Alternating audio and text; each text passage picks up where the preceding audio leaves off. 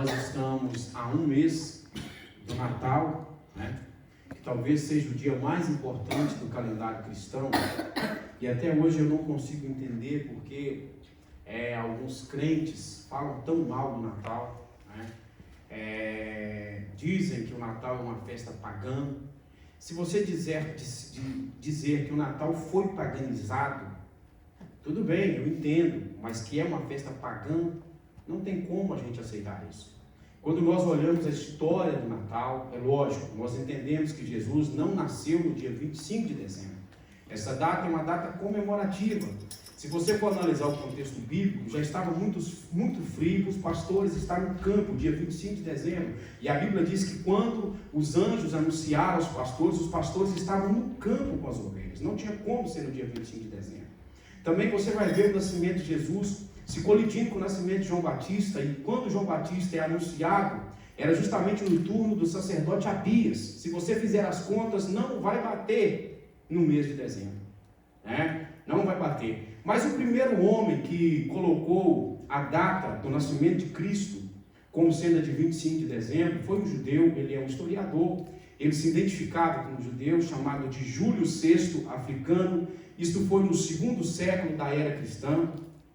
Ele chegou a este cálculo baseando-se numa crença que existia entre os judeus, que os judeus eles tinham várias crenças e esta era uma mais de suas crenças. Não estava na lei de Moisés, mas fazia parte de suas crenças populares, que o homem é chamado de a crença do homem circular, que o homem morre no dia em que ele foi concebido.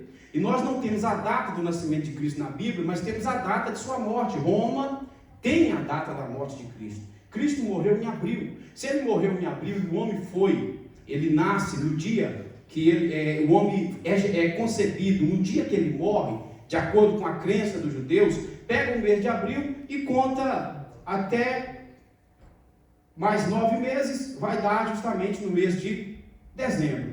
Aí, como Roma dizia que foi 25 de abril, daria então a data no dia 25 de dezembro. Júlio VI, no segundo século da era cristã, ele colocou esta data. Depois, no ano de número 350 e algum pouquinho, o Papa Júlio I, existia uma festa chamada Natalis Solis Invictus, que era o nascimento do Sol Invicto. E Júlio I, o imperador Júlio I, ele mudou, na verdade, esta data, colocando como Natale do Sol da Justiça, quer dizer, o nascimento do Sol da Justiça. Aquilo que, na verdade, a Bíblia diz que Jesus, para aqueles que temem o nome do Senhor, nasceria o Sol da Justiça. Então é essa a data que nós temos. A data não é interessante. O que é interessante é que Jesus nasceu, amém, viveu, morreu e ressuscitou para a nossa justificação. Amém. E que vai voltar para a E mais interessante, irmãos, porque quando nós analisamos o contexto disso, nós vamos entender que os anjos comemoraram o nascimento de Cristo. Os pastores que estavam no campo comemoraram o nascimento de Cristo. Isto foi quando Cristo nasceu. Aí 2 anos depois, quando Cristo estava inteirando 2 anos de idade, se você ver o contexto, você vai ver que os reis e magos vieram. Jesus estava inteirando 2 anos de idade. Eles vieram e também comemoraram o nascimento de Cristo Jesus, né? Então, bobos são aqueles que não comemoram o dia do nascimento de Cristo Jesus. O Natal é uma festa cristã. Amém. Aproveite esse dia para relembrar que o Cordeiro de Deus que tira o pecado do mundo nasceu e viveu por nós. Amém? Pois bem, meus irmãos, a expressão que eu trouxe para os irmãos aqui sobre Pilatos, a filosofia de Pilatos. Pilatos, ele foi procurador-geral da Judéia. Na verdade, de acordo com Roma, ele era um profétios, quer dizer, um prefeito. Ele assumiu a Judéia por volta do ano 36, né, antes de Cristo, e ele, ou melhor dizendo, depois de Cristo, 26 depois de Cristo, e ele tem alguns problemas na Judéia, ele tem algumas dificuldades na Judéia. E quando nós analisamos o que Flávio José, um dos historiadores judeus, diz a respeito da história de Pilatos, nós vemos que Pilatos havia colocado no seu coração agradar o imperador, nem que por isso ele tivesse que destruir cidades, matar inocentes, derramar sangue de pessoas. Ele não estava preocupado com a nação em si, ele estava preocupado com agradar a Roma. Ele estava vivendo dentro de um contexto, na verdade, um contexto político deturpado, porque os imperadores, nós sabemos bem a história dos imperadores, homens que se levantaram praticamente querendo ser Deus. Quando nós analisamos a história dos Césares, nós chegamos a dar arrepios, né? Como estes homens foram bárbaros, como estes homens foram maus, como estes homens não valiam nada. E Pilatos era um homem mais ou menos assim. Ele estava ali para agradar a Roma e disposto a matar até a sua mãe, se isto fosse necessário. E Pilatos, ele assume o protagonismo na história dentro do contexto bíblico com a morte de Cristo Jesus. Você vai entender comigo, e eu quero que você entenda que, em primeiro lugar, a Bíblia já havia descrito que Jesus iria morrer. Pilatos não tinha como evitar a morte de Cristo Jesus.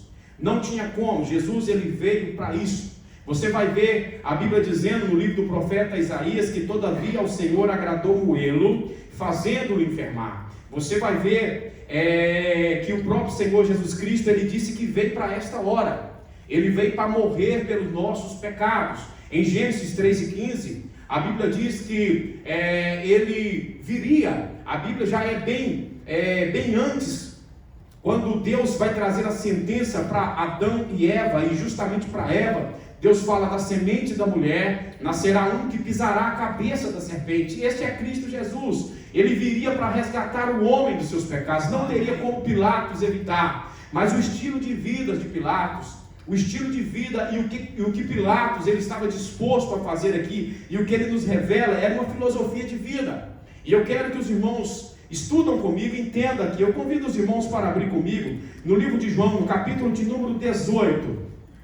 Eu quero ler um versículo com os irmãos, está no versículo de número 31. Não estou bem da garganta, irmãos, por isso vou falar um pouco mais pausado. Diz assim a palavra do Senhor. João 18:31. Disse-lhe, pois, Pilatos: levai-o vós e julgai-o segundo a vossa lei. Disseram então os judeus: a nós não nos é lícito matar pessoas alguma.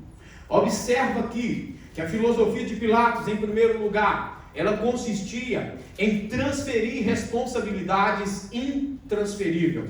Pilatos estava ali como representante de Roma, e como representante de Roma, ele era o maior poder existente na Judéia. Então, quando ele olha e ele está diante desta situação, quando nós analisamos os versículos anteriores, a Bíblia diz no versículo 28, que Jesus estava na casa de Caifás, e teve uma audiência pela manhã, e eles pegaram ele e levaram ele, porque domingo seria então já a Páscoa. Eles pegaram e levaram ele até Pilatos, e quando chegaram a Pilatos, a Bíblia diz que Pilatos saiu, versículo 29, e disse: que acusação vocês trazem contra este homem? Aí a Bíblia diz: responderam-lhe e disseram: se este não fosse malfeitor, não te entregaria. Aí Pilatos olhou para eles e disse assim: leva este homem, julga ele de acordo com a vossa lei. Vocês são judeus e eu sou romano. Eu não quero julgá-lo de acordo com a lei de Roma. Julga ele de acordo com a vossa lei. Justamente porque, de acordo com a lei de Roma, Jesus não havia cometido nenhum pecado. E Pilatos aqui, ele está querendo transferir uma responsabilidade que é intransferível.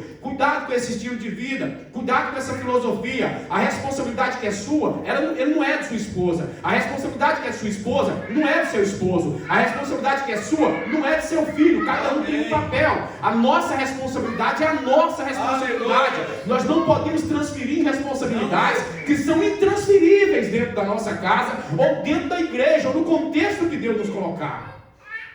As responsabilidades que Deus nos dá são as nossas responsabilidades. E Pilatos, ele está querendo transferir a responsabilidade para os judeus. Aí você vai ver que quando Pilatos fala isso com ele, ele responde da seguinte maneira: a nós não é lícito matar pessoa, porque a lei dizia não matarás. E os sacerdotes aqui queriam matar Jesus. Os irmãos estão entendendo? Eles estavam indo contra a essência da lei, mas eles não queriam sujar as mãos. Aí o que eles queriam? Que ele fosse julgado por Pilatos, porque Pilatos podia matar. O desejo de matar estava no coração. O coração estava sujo, mas o sacerdote queria que as mãos estivessem limpas. E Jesus Cristo, no Salmo 24, ele fala, ou melhor dizendo, o salmista Davi, no Salmo 24, no versículo de número 4, ele fala assim: Senhor, quem entrará no seu lugar santo? E quem habitará no seu tabernáculo? Aí ele responde: aquele que é puro de mãos e limpo de coração. Não adianta ser limpo de mãos ou puro de mãos e não ser limpo de coração. A mão tem que estar limpa, mas o coração tem que estar puro, porque Deus conhece o coração, não somente a água que lava as nossas mãos. Deus, ele está vendo o nosso coração. Amém. E isto nós temos que levar em consideração. Aí você vai ver que, em segundo lugar, ele vai querer isso aqui. Observa bem. Ele vai querer fazer Jesus tropeçar em palavra. Aí o versículo 34, o versículo 33, a Bíblia diz assim: tornou, pois, Pilatos a entrar na audiência e chamou Jesus e disse: tu és o rei dos judeus? Ele fez essa pergunta para Jesus, mas por que ele fez essa pergunta para Jesus? Não foi querendo resolver a situação, foi querendo ouvir Jesus dizer assim: eu sou o rei dos judeus. Para ele falar, não, ele está levantando um motim, ele está querendo tomar o trono, ele está querendo tomar o trono de Herodes, ele está querendo assumir o poder. Foi isso. Aí Jesus responde para ele da seguinte maneira: respondeu-lhe Jesus: tu dizes de ti mesmo, ou disseram outros de mim isso? Ou foi outras pessoas que te falou isso de mim? Ou você está dizendo isso de ti mesmo? Justamente porque a filosofia de Pilatos, em segundo lugar, ela consiste em pessoas que querem fazer você errar com a sua palavra. Pessoas que chegam perto de você como amigos e levam você a dizer o que eles querem para depois falar mal de você. Nós estamos cheios de pessoas assim, que quer fazer você tropeçar em palavras. Mas eles vêm de mansinho, tranquilo, com aquela questão de amizade, querendo te abraçar, mas a vontade é te derrubar. Pilatos chegou dizendo: você é rei dos judeus? Ele queria que Jesus falasse: eu sou. Aí Jesus falou: mas você está dizendo isso por quê? Cuidado com isso, irmão. Pessoas que querem te fazer tropeçar em palavras não merecem a sua amizade. Ore por elas, mas não dê ouvidos a quem quer fazer você tropeçar na palavra. Você é servo de Deus. A sua vida é uma vida bem sucedida. Existe um ditado popular que enquanto os cães ladram, a carruagem passa. Então seja firme no propósito de servir a Deus e não escute terceiros. Agrade a Deus. Amém. Este é o nosso propósito de vida. Esse deve ser o nosso propósito de vida. Em terceiro lugar, você vai ver a resposta de Jesus para Pilatos, no versículo de número 34, e no versículo de número 35, você vai ver o que Pilatos ele estava querendo falar aqui, olha aqui, Pilatos respondeu: porventura sou eu judeu? A tua nação e os principais dos sacerdotes entregaram-te a mim. Que fizestes? Por que Pilatos está dizendo isso para Jesus? Por que Pilatos está respondendo isso para Jesus? Ele está acusando agora quem havia entregado. De qualquer forma, Pilatos estava querendo ficar bem com Jesus e não queria ficar mal com os sacerdotes. Você já viu que filosofia de vida é essa que nós estamos vivendo? Pessoas que é desta maneira. Eles não querem ficar de mal com a igreja, mas também não quer ficar de mal com o mundo. E você tem que decidir o que você quer, ou Deus ou o mundo. Não dá para servir dois senhores, ou é Deus ou é o mundo. Ou é Jesus ou é as trevas. Jesus vai buscar um povo lavado, remido e santificado pelo seu sangue. Um povo que tem compromisso com Ele e um povo que quer morar no céu. Não dá para ser crente de meia tigela, não dá para ficar em cima do muro, não dá para ficar embaraçado. Ou somos servos de Deus ou não somos. Não é hora de nós termos meio termo, porque Jesus está voltando. Observa que João, há mais de 2000 anos atrás praticamente, ele dizia: filhinho, já é a última hora. Se João já decretava há mais de 2000 anos que já era a última hora, hoje seria então os últimos segundos da igreja de Cristo na face da terra. Jesus vai voltar a qualquer momento, não dá mais para brincar de ser crente. É hora de estarmos preparados, igreja. Amém. Jesus vai voltar a qualquer momento. Glória a Deus. Levanta, é hora de trabalharmos, é hora de estarmos alegres, é hora de definirmos uma meta de vida e seguir um caminho certo, porque o céu é real. Amém. E o inferno também é real. É mesmo. Irmãos, Pilatos queria ficar bem com Jesus e bem com os sacerdotes. Cuidado com esse estilo de vida. Não podemos agradar a Mamon e a Deus. É a Bíblia que diz. Amém. É a Bíblia que diz. Quando Elias chegou no Monte Carmelo, Elias falou, não, aqui não precisa nem ficar dividido. Para que a gente está no meio do muro? Se Baal é Deus, vamos adorar todo mundo a Baal. Mas se Jeová é Deus, vamos adorar todo mundo a Jeová. Vamos fazer o seguinte, constrói um altar. O Deus que manda fogo é o Deus que é Deus. Aleluia. E a Bíblia diz que Elias esperou e eles pegaram o altar e fizeram o altar e pediram fogo. E a Bíblia diz que de manhã até o meio-dia eles se retalhavam, eles cantavam, eles pulavam, eles quebraram o altar, porque não existia ali decência e ordem. E o culto do Senhor é feito com decência e com ordem. Onde a decência e a ordem, a presença de Deus. Deus está. Deus é um Deus decente, Deus é um Deus de ordem, Deus é um Deus de progresso. E eles haviam quebrado o altar, eles haviam feito muitas coisas. E Elias, quando acabou tudo, a Bíblia diz que Elias reparou o altar do Senhor que estava quebrado. Porque Deus, Ele não opera em altar quebrado. Deus opera em altar que está restaurado, altar completo. Amém. Altar, porque a Bíblia diz em Hebreus que todos nós temos um altar. Amém. O altar da nossa vida espiritual deve estar todo dia bem ajustado, para que Deus possa derramar fogo sobre as nossas vidas. Amém. E quando eu falo de fogo, eu falo no sentido da presença de Deus nas nossas vidas. Amém. E a Bíblia diz que Elias restaurou o altar que estava quebrado. E a Bíblia diz que Elias, ele fez uns regos e mandou jogar água. Irmãos, observa, Elias colocou lenha, e água é aquilo que apaga fogo. Se Elias queria fogo, tinha uma coisa que Elias nunca poderia ter pedido, é água. Irmãos, mas o nosso Deus, Ele é um Deus poderoso. Amém. Elias mandou trazer água, molharam a lenha para dificultar ainda mais. E a oração de Elias não gastou nem um minuto. Elias orou e disse, Senhor, manda fogo, para que este povo veja que Tu é Deus. Amém. Irmãos, a Bíblia diz que caiu fogo do céu, consumiu a lenha e lambeu a água. O fogo lambeu até a água, porque Deus, Ele gosta de pessoas definidas. Amém. Deus é sim, sim. Deus é não, não. É hora de atentarmos para isso. Glória a Deus. Então, nós vamos ver justamente isso aí. Esta filosofia de Pilatos. E nós vamos ver em quarto lugar que a filosofia de Pilatos, ela consistia também em relativizar a verdade. Jesus fala assim, respondeu Jesus, versículo 36, o meu reino não é deste mundo. Se o meu reino fosse deste mundo, lutaria os meus servos para que eu não fosse entregue aos judeus. Mas agora o meu reino não é daqui. Disse-lhe, pois, Pilatos, logo tu és rei. Jesus respondeu, tu diz que sou rei? Eu para isso nasci e para isso vim ao mundo, a fim de dar testemunho da verdade. Todo aquele que é da verdade ouve a minha voz. Aí Pilatos responde no versículo 38, disse-lhe Pilatos, que é a verdade? Que é a verdade? Justamente porque Pilatos era daquelas pessoas que relativiza a verdade. Verdade relativa. Nós estamos vivendo numa sociedade que a verdade é relativa. O que é verdade para um, não é verdade para o outro.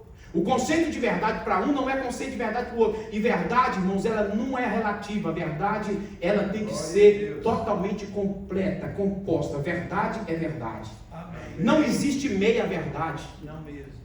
Quando nós estávamos no seminário teológico, foi nos dada uma prova para fazer por um dos monitores, e esta prova era para testar o nosso QI dos alunos, e eu fui um dos poucos que acertei essa questão na prova. A pergunta foi o seguinte, olha, o senhor Joaquim demora 3 horas para furar um buraco de 1 metro. Quanto tempo o senhor Joaquim demora para furar meio buraco? O que vocês responderiam? O quê? 1h30, né? Só, irmãos, que a resposta está errada, porque não existe meio buraco. Buraco, ele pode ser um buraco de 1 metro e um buraco de meio metro. Não existe meio buraco, é um buraco, só que é um buraco mais raso, ele só tem meio metro. A maioria dos alunos responderam justamente isso, é 1h30, se ele gasta 3 horas para furar um buraco de 1 metro, quanto tempo que ele gostaria para furar meio buraco? Não existe meio buraco. Tal como não existe meia verdade. Verdade é verdade. A verdade, ela é absoluta. Ela nunca é relativa. Nós estamos vivendo numa sociedade que relativiza a verdade. Não, que é verdade para mim não é verdade para você. Não. E Jesus disse assim, eu vim para testificar da verdade. E Jesus, ele é a verdade. A Bíblia diz lá em João 8,32, conhecereis a verdade e a verdade vos libertará. Amém. Aí quando você vai para João 14, no versículo de número 6, Jesus fala assim, eu sou o caminho, a verdade e a vida. E ninguém vai não, ninguém vem. Foi ensinado hoje para o pastor aqui, ó. O pastor hoje ensinou aqui sobre a Trindade. Jesus não disse, ninguém vai ao Pai. Jesus falou assim, ninguém vem ao Pai, se não for por mim. Está entendendo? Justamente porque eu e o Pai somos nada mais. Nada mais. Aí Jesus fala essa expressão, Jesus é a verdade. Não há como relativizar a verdade. A verdade é absoluta. Jesus é o caminho, a verdade e a vida. Amém. Se alguém não valoriza a verdade, deixa esta pessoa de lado. Valorize você a verdade. Amém. Porque um dia nós vamos estar com Cristo Jesus. Amém. Coisa que muita gente não vai estar. E em quinto lugar, a filosofia de Pilatos, ela consistia na prepotência de Pilatos. Olha o versículo que nós estamos vendo aí. O versículo de número 10 do capítulo 19. Olha aí, Pilatos disse assim. Vamos ler o versículo 8. E Pilatos, quando ouviu essa palavra, mais aterrorizado ficou. E entrou outra vez na audiência e disse a Jesus, de onde és tu? Mas Jesus não lhe deu resposta. Aí olha o que Pilatos está falando aqui. Disse-lhe, pois, Pilatos, não me falas a mim? Não sabes que tenho poder para te crucificar e tenho poder para te soltar? Olha a prepotência de Pilatos. Você não sabe que eu tenho poder para te crucificar e que eu tenho poder para te soltar? Aí Jesus pega ele, joga ele lá embaixo, assim, porque Jesus, ele é a verdade. Amém. A verdade está na boca dele. Jesus não, é como se Jesus tivesse dado nele uma rasteira, irmão, sabe? Que ele subiu e caiu, mas caiu mesmo. Olha aqui o que Jesus responde para ele. Respondeu-lhe Jesus, nenhum poder terias contra mim, se de cima não fosse te dado. Você está achando que você tem poder? Que prepotência é essa? O poder que você tem foi Deus que te deu. Deus coloca reis e tira reis. Deus coloca príncipe e tira príncipe. Quem comanda o mundo, quem governa o mundo é Deus. Deus está no trono do universo. Nada furta o golpe de vista de Deus. Ele está vendo todas as coisas. Por que Deus então não resolve a situação? Ele já tem determinado um dia que ele vai chamar cada um cara a cara. Já existe um dia para isso, já está determinado o dia. Mas enquanto não é esse dia, nada furta o golpe de vista de Deus. Glória a Deus. Se você for para Isaías no capítulo número 11, a Bíblia vai falar dos 7 Espíritos de Deus, que é a plenitude do Espírito de Deus. Justamente nos primeiros versículos, Isaías vai falar. Aí quando você vai para Zacarias, você vai ver que a Bíblia fala de 7 olhos de Deus. Aí quando você vai para Apocalipse, você vai ver os 7 Espíritos de Deus novamente. Justamente os 7 olhos de Deus já demonstra que nada furta do seu golpe de vista. Ele está vendo tudo.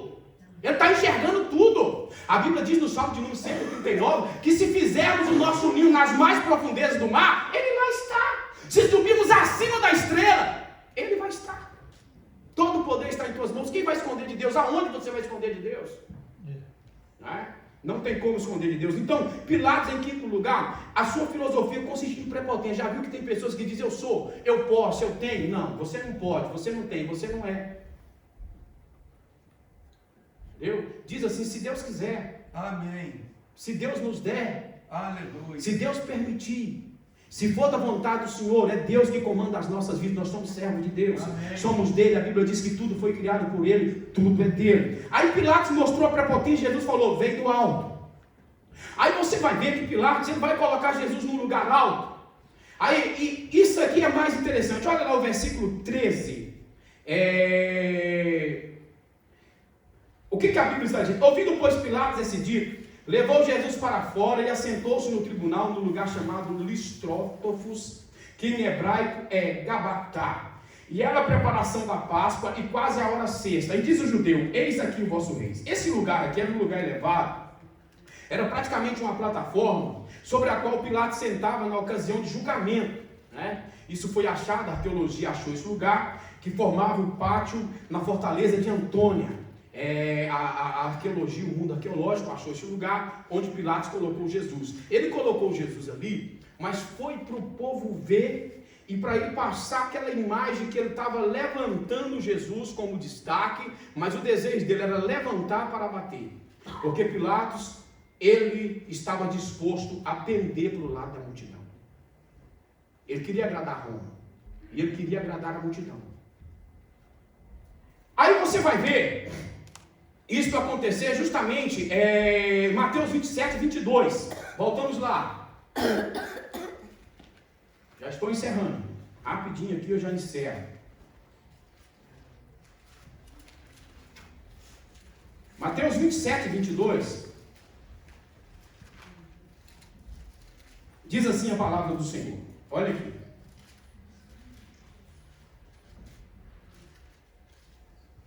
Versículo 20. Mas os príncipes dos sacerdotes e os anciãos persuadiram a multidão que pedisse Barrabás e matasse Jesus. E respondendo o governador disse-lhe: qual desses dois querem que eu vos solte? E eles disseram: Barrabás. Disse-lhe Pilatos: que farei então com Jesus chamado Cristo? Disse-lhe todos: seja crucificado. Aí o versículo 23. O governador porém disse: mas que mal fez ele? E eles clamavam dizendo: seja crucificado. Se você analisar o que João, o que Lucas e o que Marcos fala aqui, você vai ver que Marcos fala assim: e Pilatos via que o tumulto crescia, que a multidão exigia que Jesus fosse crucificado. Aí ele estava diante de um homem que ele já tinha visto que o homem era justo. A sua mulher havia falado: olha, durante a noite eu sofri imenso por causa desse homem. Eu tive um sonho, Deus falou comigo, não entra na questão deste homem, porque esse homem é justo. A mulher dele já havia avisado ele. Ele sabia que o homem é justo, mas a multidão pediu. E quem você quer agradar? A Deus ou a multidão? Você está disposto a agradar a quem? A Deus ou a multidão? A multidão parece que está indo tudo para um lado. Qual o caminho que você vai tomar? O caminho da multidão ou o caminho de Deus? Cuidado com isso. Cuidado com isso. Às vezes, o caminho de Deus não é o caminho da multidão. Não é o caminho, porque a Bíblia chega a dizer que apertado é o caminho. Poucos são aqueles que entram nele. Não é grande multidão que entra nesse caminho. Aqui está um grave problema. Aí Pilatos quer agradar a multidão, né? E aí Pilatos ele comete um grave erro. Em sétimo lugar, Pilatos lava as suas mãos. Pilatos tinha que ter uma posição. Ele tinha que ter uma definição. É, não é, eu faço, eu não faço. Aí Pilatos lava as mãos. Irmãos, não adianta lavar as mãos se você não puder lavar a consciência. Amém. Glória a Deus. Não vai adiantar nunca. Nunca, nunca. Lavar as mãos e não lavar a consciência. Olha, esse é o ponto fundamental. O lugar da mensagem que eu queria chegar era no lavar as mãos. Não lave as mãos. Obreiros de Deus, eu estou indo para Portugal. O meu desejo é retornar em breve. Mas não lave as mãos em relação à obra na América do Norte. Amém. Não faça isso. Amém.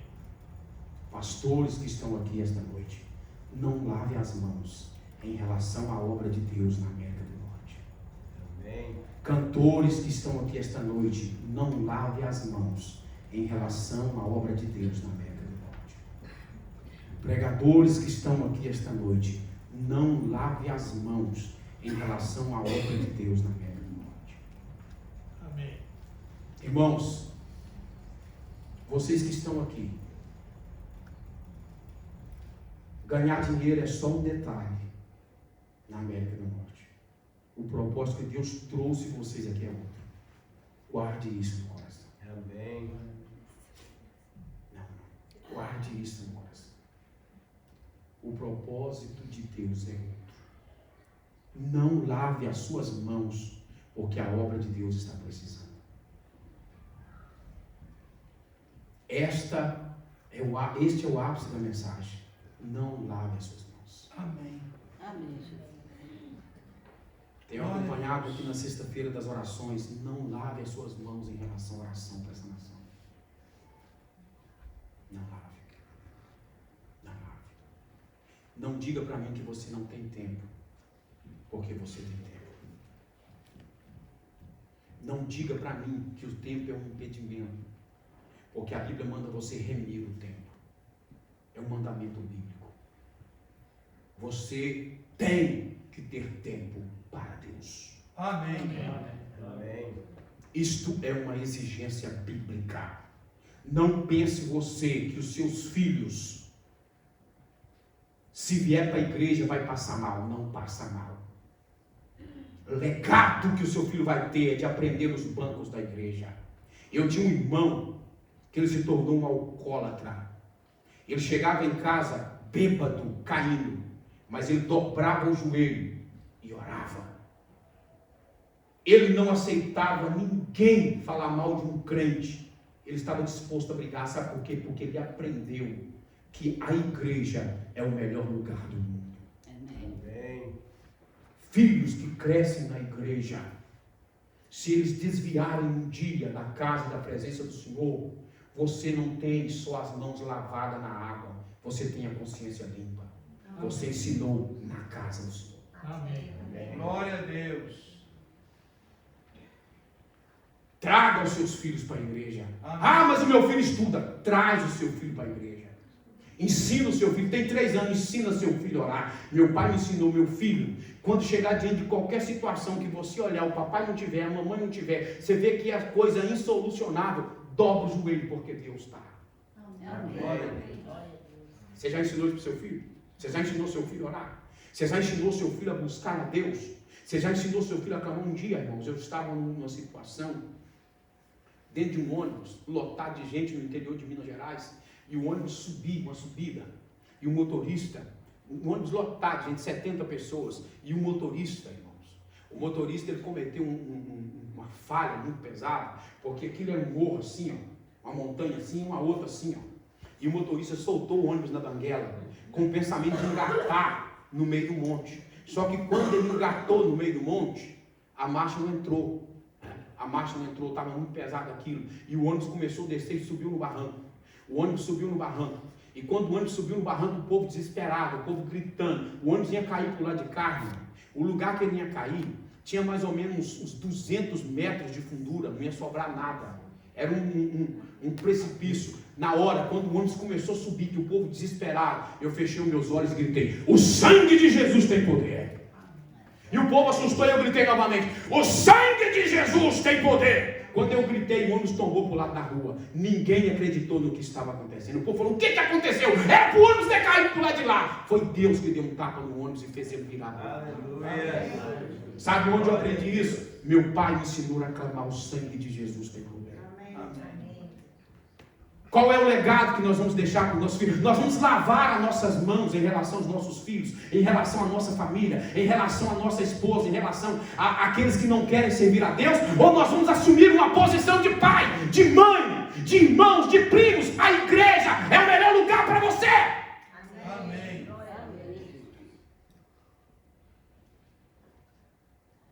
Que Deus em Cristo venha abençoar a cada um. Glória a Deus. Amém. Aleluia. Que Deus em Cristo, irmãos, aconteça o que acontecer na igreja, passe o que passar na igreja. Nunca leve uma situação de problema da igreja para a sua casa. Nunca fale para o filho ou junto com o filho. Nunca fale do seu pastor na sua casa, porque o seu filho vai aprender a falar mal do pastor. Nunca fale de seu irmão, porque um dia o seu filho vai julgar na sua cara. Você que é da onde crente, mas você fala do irmão fulano. Nunca ensine isso para o seu filho. Seja um crente em casa. Ame a igreja do Senhor. Existem diferenças na igreja? Existem diferenças na igreja. Paulo falou, é notório que isso aconteça, mas sabe por quê? Isso é para que aqueles que são, na verdade, por Deus, manifestos, aqueles que são aprovados nesta hora, eles se manifestam. Então, meus irmãos, transforme todos os seus problemas em bênção para a glória de Cristo Jesus. Amém? Que Deus abençoe você. Não lave as suas mãos diante da obra do Senhor na mesa dele. Amém. Não lave as suas mãos. Não lave as suas mãos. Que Deus abençoe cada um dos irmãos. Em nome de Cristo Jesus. Pastor Simões, Amém. Deus abençoe o Senhor. Amém.